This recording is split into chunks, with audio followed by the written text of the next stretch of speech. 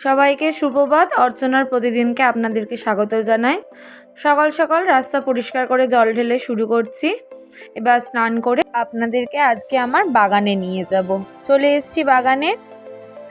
দেখতেই পাচ্ছেন এই বাগানটা পুরোপুরি আমার হাজব্যান্ডের বানানো।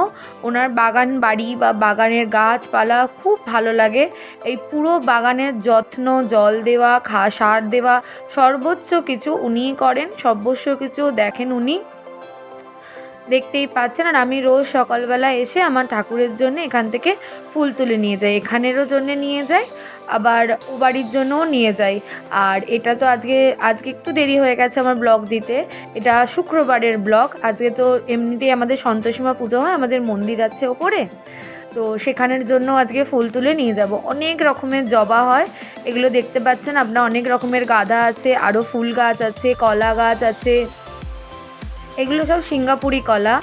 লাউ গাছ আছে, এমনি বাহারি গাছ আছে, অনেক রকমের গাছ আছে, দেখতেই পাচ্ছেন। চলুন এবার কটা জবা তুলে নেওয়া যাক। এই যে দেখতে পাচ্ছেন অনেক জবা হয়েছে। এই জবাগুলো তুলে নিয়ে কিছু আমার ঘরে দেবো আর কিছু ও বাড়িতে নিয়ে যাব।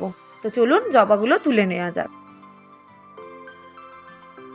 এই যে জবাগুলো তুলে নিচ্ছি। এবার জবা তুলে পুজো দেবো, পুজো দিয়ে ও বাড়ি যাবো সন্তোষীমার পুজো দিতে। চলুন পুজো দেওয়া যাক। চলে এসেছি পুজো দিতে। পুজো হয়ে গেছে।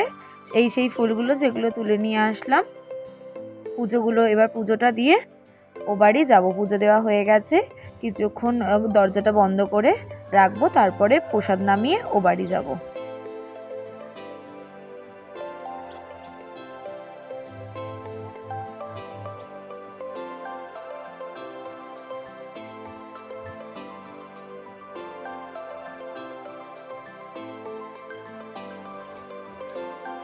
এই যে হলুদ ফুলগুলো আমার বাগানের, আপনারা অবশ্যই দেখেছেন বাগানেই হলুদ ফুলগুলো হয়েছিল।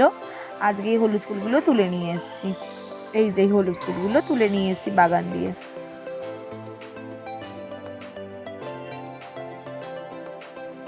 চলুন এবার ও বাড়ি যাওয়া যাক। চলে এসেছি এ বাড়িতে। পুজো শেষের পর্যায়ে। মা ধূপ দেখাচ্ছে, শঙ্খ বাজাবে, তারপরে আমি পাঁচালি পরবো, তারপরে পুজো শেষ হয়ে যাবে। এই যে মা সেজেছে আজকে, জবা, রজনী, অনেক মালা পড়েছে আজকে মায়ের কাছে।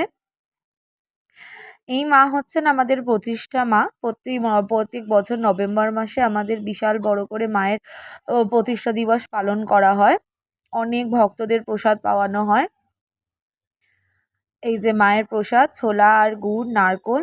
মায়ের সবথেকে প্রিয় প্রসাদ হচ্ছে ছোলা। মায়ের পুজোয় টক চলে না একদমই, তার জন্য ছোলা, গুড়, নারকোল। প্রতি শুক্রবারই এখন একজনকে খুব মিস করি, সেটা হচ্ছে আমাদের বাড়ির সন্তোষী, মানে গরুকে। আমাদের বাড়িতে গরু ছিল, আমাদের এই মায়ের জন্যেই গরু রাখা, কারণ মায়ের এতে নিয়ম যে গরুকে না প্রসাদ পাইয়ে নিজে খেতে নেই। তার জন্যেই ছিল। এই কিছু দিন হয়েছে যে ও আর নেই আমাদের মধ্যে। তাই সারা সপ্তাহ, সারা দিন মনে পড়ুক না পড়ুক, এই শুক্রবারের দিনটায় প্রচুর ওর কথা মনে পড়ে। সারা দিনটা খুব খালি খালি লাগে, যে সব কিছু খাওয়ার আগে যে ওকে গিয়ে একবার খাওয়ানোটা, ওটা খুব মনে পড়ে। খুব খারাপও লাগে এক একটা টাইমে। তারপর মনে হয় যে না, ও যেখানে আছে, মায়ের কাছে আছে, ভালোই আছে। এই যে মা ভোগ নিবেদন করে নিচ্ছে। তারপরে এবার নিচে প্রসাদটা নিয়ে গিয়ে, আমাদের পাশে এক জায়গায় গরু আছে, সেই গরু তাকে গিয়ে খাইয়ে তারপরে আমরা প্রসাদ পাবো।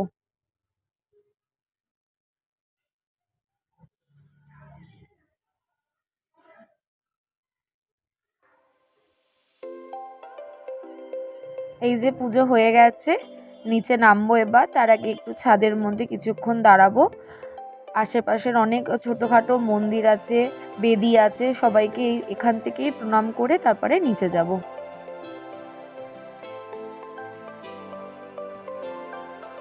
এবার চলুন নিচে যাওয়া যাক। এই যে এটা আমাদের ঘরের মা, এই মা থেকেই আমাদের পুজো শুরু। চলে এসেছি রান্নার জায়গাতে। চালটা ধুয়ে নিয়েছি, আলু রাখা আছে। আমার এই বড় ভাইয়ের বউ এবার আলুগুলো ছাড়িয়ে দেবে, তারপরে আমি আলুর দম বসাবো। তাই আগে বেগুনটা ভেজে নিয়ে বেগুন ভাজাটা কমপ্লিট করে নিচ্ছি। আর তার সাথে সাথেই চালটাও বসিয়ে দিচ্ছি। ভাতের জল ফুটে উঠেছে, চালগুলো বসিয়ে করে নিচ্ছি।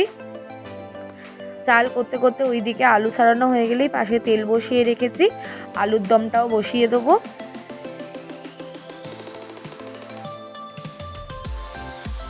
এই যে চালটা বসিয়ে দিয়ে এবার তেলটা গরম হয়ে গেছে, এবার আলুগুলো ছাড়বো।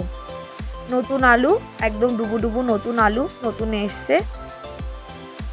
তো নতুন আলু দিয়ে আলুর দমটা শুরু করব। আলুগুলো এবার আস্তে আস্তে ছাড়ছি, ছেড়ে কিছুক্ষণ নুন দিয়ে নাড়িয়ে নেব। তারপরে মশলা দিয়ে একটু কষিয়ে নিয়ে গরম জল দিয়ে, এই যে আমার একটা অভ্যাস আছে যে মশলা যখনই আমি কষানোর জন্য রেডি করি সেটাকে আগে বাটির মধ্যে রেডি করে নিয়ে তার মধ্যে একটু গরম জল দিয়ে একটা পেস্টের মতন বানিয়ে নিয়ে তারপর সেটা কড়ার মধ্যে দিলে দেখবে, আপনারাও এটা ট্রাই করতে পারেন যে কষানোটা খুব ভালো হয়। কড়ার মধ্যে অনেক সময় মশলা মিশতে চায় না, আটকে আটকে থাকে, কিন্তু এইটা করলে আপনার মশলাগুলো একদম ঝরঝরেভাবে মিক্স হয়ে একদম কষানোটা খুব ভালো হবে। এটা আপনারা ট্রাই করতে পারেন। এই যে এবার পেস্টিংটা দিয়ে দিলাম, এবার এটাকে কিছুক্ষণ নাড়াবো, নাড়ানাড়ি করে একটু কষা কষা হয়ে গেলেই তার মধ্যে একটু কড়াইশুঁটি, এই যে কড়াইশুঁটি দিয়ে দিচ্ছি। এবার এটাকে কিছুক্ষণ সিদ্ধ হতে দেবো। বেগুন ভাজা হয়ে গেছে, এবার ভাতের চালটা দেখে নেবো যে ভাতের চালটা রেডি হয়েছে কিনা। আজকে ফ্রায়েড রাইস হবে, তো এটা রাইসেরই চাল। আলুর দমে এবার গরম জল দিয়ে দিচ্ছি।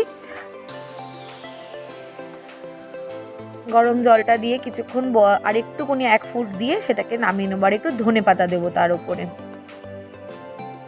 রাইসের চাল হয়ে গেছে, কিন্তু বাদবাকি ইনগ্রিডিয়েন্টগুলো এবার ভাজবো। কিছু ভাজা হয়ে গেছে, এবার সব কিছুকে একসাথে ভেজে তারপরে চালটাকে সাজাতে বসবো। কাজু দিয়ে দিয়েছি, কড়াইশুঁটি দিয়ে দিয়েছি, তেজপাতা, কাঁচা লঙ্কা, তারপর ফুলকপি, বিনস, গাজর, বাদবাকি যা আছে সব দিয়ে ভালো করে এটাকে ভেজে নিয়ে মশলাটা রেডি করে নিয়ে তারপরে সাজাতে বসে পড়বো। তার মধ্যে একটু চিনি দিয়েছি। ফ্রায়েড রাইস একটু মিষ্টি মিষ্টি ভালো লাগে, একটু মিষ্টি না হলে তো ভালো লাগে না। চলুন এবার চালটা সাজিয়ে নিই। চাল সাজাতে বসে পড়েছি।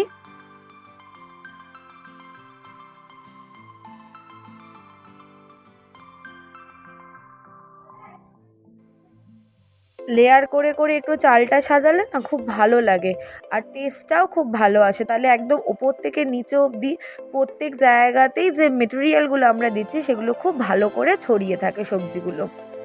তো চলুন, চালটা সাজিয়ে নেওয়া হয়েই এসছে, এবার দম দিতে বসাবো।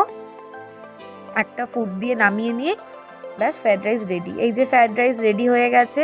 বেগুন ভাজা, আলুর দম, এটাই আজকে আমাদের মেনু দুপুরের। বেগুন ভাজা, আলুর দম, ফ্রায়েড রাইস। এই যে মা আছেন ঘরেই, মায়ের একদম সামনে বসে এবার প্রসাদ পাবো সবাই। তাহলে আজকের জন্যে টাটা।